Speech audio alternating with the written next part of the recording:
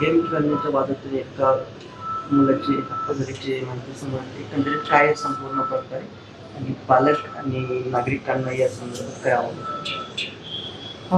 3/5/25 रोजी एक साधारणपणे 3-3:30च्या सुमारामध्ये यामधील जो मयत आहे गणेश कुराडे हा त्याचा लहान भाऊ कार्तिक आणि त्याचे शेजारचे मित्र चैतन्य आणि हा आरोपी सोहेब शेख हे कॅरम खेळून त्याच्यानंतर जो नवा व्यापार बिझनेस हा गेम असतो तो खेळ खेळत होते. त्या खेळमध्ये त्यांची वाद झाले आणि त्या किरकोळ वादावरून एकमेकांमध्ये मारहाण केली सोहेबने त्याच्या छोट्या भावाला.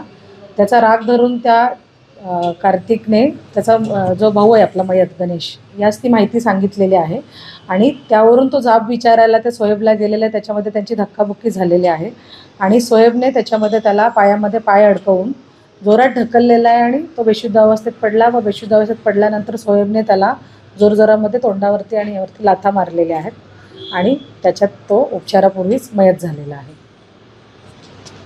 मुलांमध्ये मोठ्या प्रमाणावरती राग आणण्यावर आणि त्याच्यातून अशा प्रकारचे कृत्य केल्याचे समोर येतात. त्या संदर्भात पालकांना काय सांगाल मुलं नाही काय आवडतं. बरोबर आहे. यामधील आता घटनेमध्ये आपण मुलांचं वय लक्षात घेतलं तर जो मयत मुलगा आहे त्याचं वय 16 वर्ष आहे आणि आरोपी जो आहे त्याचं वय 19 वर्ष आहे.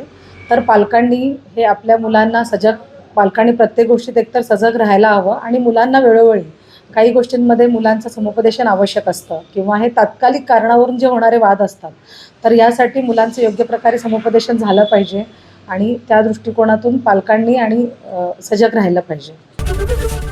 एबीपी माझा, उघडा डोळे बघा नीट.